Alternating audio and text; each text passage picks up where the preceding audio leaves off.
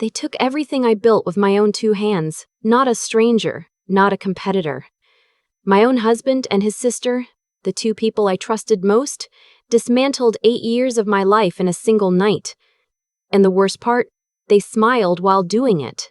My name is Claire, and I want to tell you exactly what happened, and exactly what I did about it. I started my interior design studio, Heaven & Co., when I was 26 years old.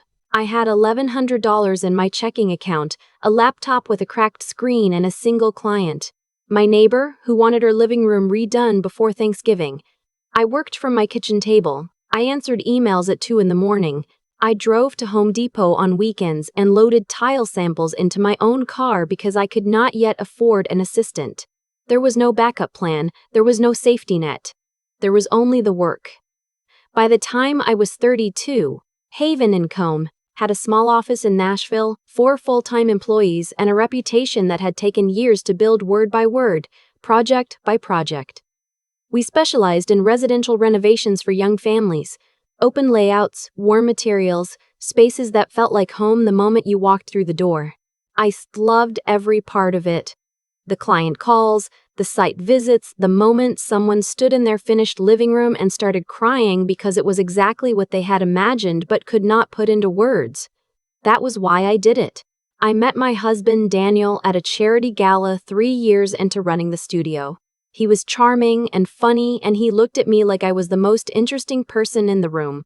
We dated for 2 years, got married in a small ceremony in the Tennessee Hills, and for a while, everything felt right.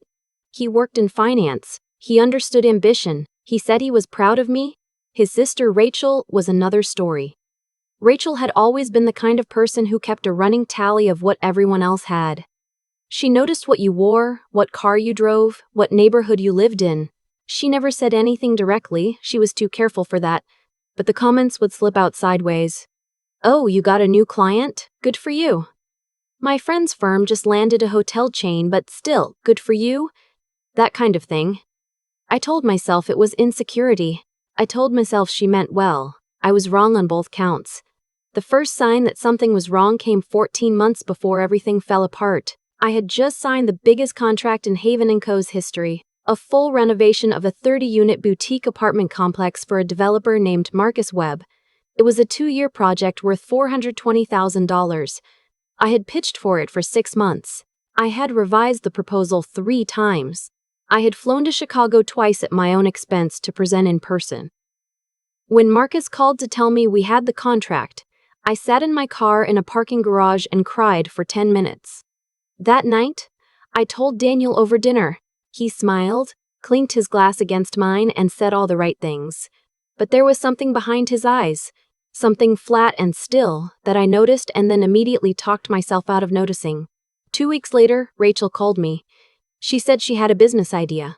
She wanted to launch an interior design consultancy, nothing like Heaven & Co. She was very clear about that, just a small lifestyle brand, and she wanted my guidance. Mentorship, she called it. I agreed to meet her for coffee. I answered her questions. I explained the basics of client acquisition, pricing structure, vendor relationships. I introduced her to 2 contacts in the industry. I thought I was being generous. I did not know she was taking notes for a different reason entirely. The months that followed were busy. The web project consumed most of my energy. I hired a 5th employee, a project coordinator named Jess, who turned out to be one of the best decisions I ever made. Daniel and I saw less of each other. He was working late, or said he was, but I did not think much of it. I was working late too. I told myself that was just what building something looked like. I told myself we would have more time soon.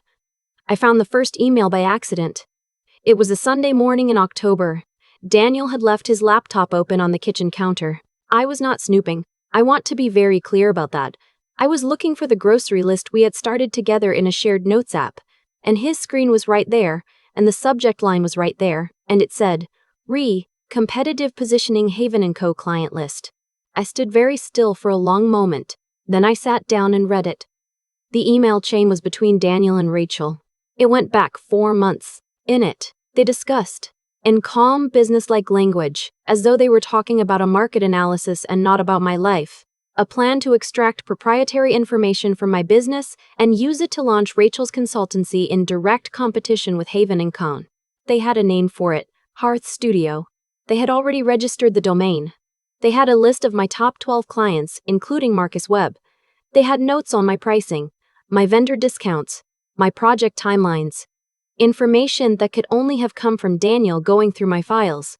There was one line near the bottom of the most recent email written by Rachel that I have never forgotten. She wrote, "Once Hearth has the web contract, Claire's little business won't have much left to stand on. And then the divorce proceedings will be much simpler." Divorce proceedings. He had already spoken to a lawyer. I closed the laptop. I walked to the bathroom. I ran cold water over my wrists until my hands stopped shaking. Then I called my attorney, a woman named Patricia, who had handled the legal side of Haven & Co. since the beginning. It was a Sunday morning. She answered on the third ring. I told her what I had found. She told me not to touch anything, not to say anything to Daniel, and to come to her office first thing Monday morning. I spent the rest of that Sunday acting normal. I made dinner. I watched a movie. I said goodnight. I do not know how I did it. I think I was running on something beyond adrenaline. Some cold, focused part of me that had already made a decision and was simply waiting for the process to begin. Monday morning, I was in Patricia's office at 8 o'clock. She was thorough and she was fast. Within 48 hours, she had connected me with a digital forensics specialist who could document and preserve the email chain as legal evidence. She advised me to begin a quiet audit of all business files that Daniel might have accessed. She also told me something that I had not fully understood before because this involved the deliberate theft of proprietary business information and an attempt to tortiously interfere with an existing contract, the web project. This was not simply a divorce matter. This was potentially criminal. I want to explain what happened to the web contract because that is the part that almost broke me. 3 weeks after I found the emails, Marcus Webb's assistant called to request an urgent meeting. Marcus himself was on the call. He told me in a tone that was apologetic but firm that he had been contacted by another design firm, Hearth Studio, who had submitted an unsolicited proposal for his apartment complex project. The proposal had referenced specific elements of my existing design plan, not vaguely, specifically, materials I had already sourced, layout changes we had already agreed on in private client sessions, a cost breakdown that mirrored my own numbers almost exactly. Someone had given Hearth Studio the inside of my project. Marcus told me he had not signed anything with them. He told me he believed in Haven & Co. But he also told me he had a board to answer to. And if there was any question of legal uncertainty around the project, he might be forced to pause the contract. I told him there would be no uncertainty. I told him I would handle it. I hung up and immediately called Patricia. What followed was 6 weeks of the most intense preparation of my life. Patricia worked with the forensic specialist to build a comprehensive documentation of everything Daniel had taken. Emails, files, photographs of documents he'd apparently scanned on a home printer I had not known he purchased. We compiled evidence that he had shared this information with Rachel on at least 11 separate occasions over a 4-month period. We also discovered something that made the case significantly more serious. Rachel had used my proprietary client contact list, which Daniel had photographed directly from a printed document in my home office, to reach out to 4 of my existing clients before the Hearth Studio launch, representing herself as a strategic partner of Haven & Co. 2 of those clients had paused their projects with me as a result, believing there was some kind of transition happening. She had impersonated an affiliation with my business. That was fraud. Patricia filed on a Tuesday. By Thursday, Rachel had been served. By the following Monday, Daniel had been served with both the divorce filing and a separate civil suit for misappropriation of trade secrets and breach of fiduciary duty. I will not pretend I felt triumphant in that moment. I felt sick. I had loved this man. I had built a life beside him, and he had been sitting across from me at dinner smiling while he helped his sister dismantle everything I had worked for. The grief was real. I want to say that clearly, the grief was absolutely real. But so was the clarity. The deposition was in February. I sat across from Daniel in a conference room for 4 hours. He had a good attorney and his attorney tried several angles, arguing that he had merely been sharing information with a family member. that nothing in our marriage agreement explicitly prohibited discussing my business, that he had no formal role in Hearth's studio and therefore bore no legal responsibility for how Rachel used what he shared. Patricia dismantled every single one of those arguments. The forensics documentation was extensive. The timestamps on the emails matched exactly with periods when Daniel had asked to work from my home office, claiming he needed a quiet space away from his downtown office. The scanned documents had metadata. There were text messages between Daniel and Rachel discussing next steps after specific client meetings that I had told Daniel about over dinner. It was meticulous. It was damning. Rachel's attorney tried to argue that the client list was not legally protectable as a trade secret because some of the clients had publicly listed project credits. Patricia explained patiently and in complete technical detail why that argument did not hold. A compiled list representing years of relationship building with internal notes on client preferences, budget ranges, and communication styles is proprietary regardless of whether individual names are publicly known. The judge agreed. I also want to tell you about Jess, my project coordinator, because she deserves to be in this story. When the web project was temporarily paused during the legal proceedings, Jess was the one who held the team together. She organized a client communication plan so that every Haven & Co. client received a clear, calm update from me directly. She reorganized our active project schedules so that no client experienced a delay. She came in early and stayed late not because I asked her to, but because she believed in what we had built. When I thanked her, she said, "This is your company, Claire. We're not letting anyone take it." I think about that a lot. Marcus Webb reinstated the full contract in March, 2 weeks after Rachel's attorney reached a settlement rather than proceed to trial. The settlement required Rachel to permanently dissolve Hearth Studio, return all materials derived from my proprietary information, issue a written acknowledgement to the 4 clients she had misled, and pay damages that covered my legal fees and the financial losses from the 2 paused client projects.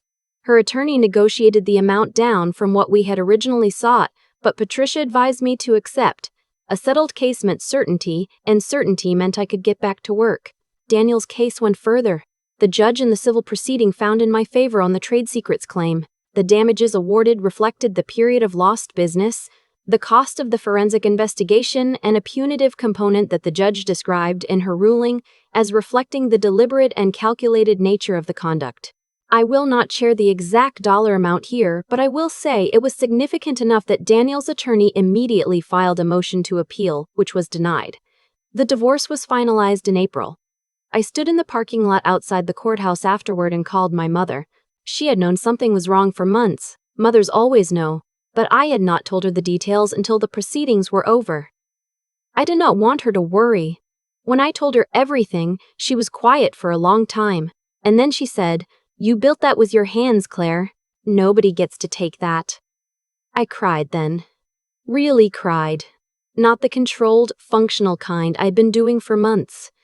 The kind where you have to sit on a curb because your legs give out. The kind that feels like letting something go that you have been holding too long. The web project is now in its final phase. The apartment complex opens in the fall, and 3 of the 30 units have already been featured in a regional design publication. Marcus Webb has referred 2 additional developers to Haven & Co. in the past 8 months. We hired a 6th employee in January, a junior designer named Theo who has more raw talent than I did at his age. And we are currently in proposal for a project that would be, if we get it, twice the size of the web contract. I tell you all of this not to perform triumph. I tell you because I spent a long time wondering if rebuilding was possible. If the damage they did, not just to the business, but to my sense of what was real, who I could trust, what my own life actually was, if any of that could be undone. It cannot be undone. I want to be honest about that. I do not wake up every morning feeling whole. There are days when I sit in the office I fought to keep, and I feel the ghost of what was taken. The 2 years I spent building beside someone who was building against me. The energy I will never get back. The clients who heard Rachel's pitch and wondered even briefly if I was not what I said I was. That does not go away, but here is what I know. The business is real. The work is real. Jess is real, and Theo is real, and every client who stood in their finished home and felt something they could not articulate. That is real. Nobody can scan that and email it to someone else. Nobody can steal the thing itself. They can only try to make you doubt that it exists. Do not let them make you doubt that it exists. When the judge read her ruling in February, she said something that I have written down and kept.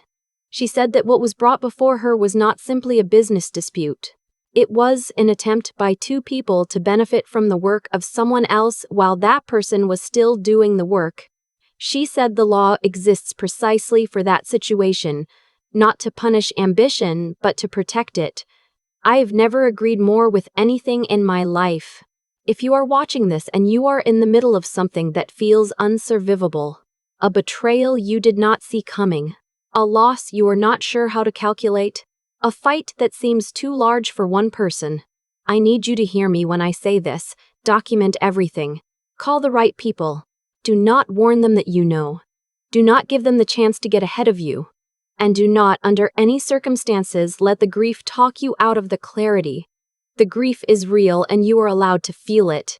But so is the evidence, so is the contract, so is the work, and the work is yours.